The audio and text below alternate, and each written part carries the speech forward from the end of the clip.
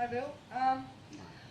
Question of the question I'd like to ask is if Labor is to get elected, will you scrap the cashless debit card, or will you at least, you voted against it coming into this region, you did the disallowance for Kalgoorlie, would you be able to guarantee that the end dates will be the end dates for the trial period set down, or at least try and get this sorted out? Because I've got people across this country that are really desperate to know, is Labor going to stand up for our human rights, our economic, civil rights and our freedoms as citizens, or see us all branded as second-class druggies, addicts, everything like that? Because you've got a large population of parents.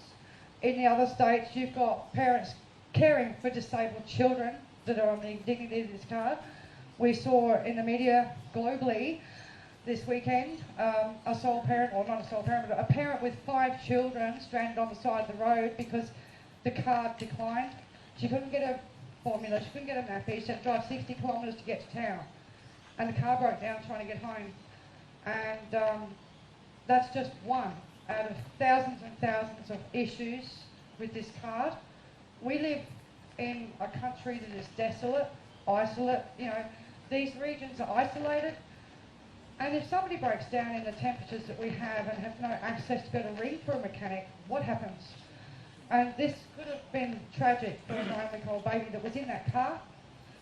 This card removes dignity. It stigmatises not only the people that own it, but the whole region that the card is in.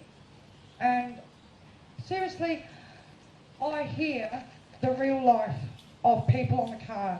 People on my team are on this card, right? People with partners working, that they're caring for disabled children, they're caring for elderly people, they are on disability support pensions. This region will not start off that way, but still, the indignity for parents, whether you're single, whether you're coupled, whether there's working in the house or not, it applies to working people too, because people that have got part-time work can't get enough hours to get off the system, and they end up being entrapped further, but more dependent on Indu under the control of the company. Can you give us a commitment, please, Bill, on behalf of what could be 12,300 people in next month? We are still Australian citizens, and all we ask is to be equal, please. Most people I've met, now there might be a few, but most people I've met don't want a handout from the government. There are some. And mind you, there are plenty in Collins Street and Pitt Street. Big business loves a handout from the government. And maybe there are some people unemployed who do too. But the vast bulk of people, if you're on the age pension, you're on it because of your age. If you're on the veteran's pension, you're on it because you are a veteran. If you're on the carer's pension, you're on it because you are a carer. If you're on the disability pension, 99% of the time it's because you have a permanent impairment. But that does not make you a second-class Australian. What I fundamentally believe is that we've been guilty for the last few years of trying to make people who receive a Centrelink payment feel ashamed of themselves. Now, what I want to put to you is that we shouldn't be privatising Centrelink. We shouldn't be contracting out the call centres. If you've got I've got great friends, a lovely lady lives down the road, she's the best baker in the world. Best baker in the world. But she's got diabetes. And she's, one leg's come off. She's a very proud lady. But she is made to feel worthless when she has to wait for hours to correct Centrelink details which are sent out to her. This is not right. So we will put more permanent jobs back into Centrelink. We want to put more people back into administering the system so the people who have to use it don't make them feel like they're second class. The other point which you were driving back at was with disability in particular. We want to make sure that people with disability have a say in their lives. That's why we will redress the NDIS, and I mentioned that at length with Mary's question. But there was the second question which was asked about the card. Now, I did a press conference and some of our friends here from the local media, you'd be pleased to know, asked exactly the same question. Perhaps you were passionate more, but you were definitely more passionate. It was the same question.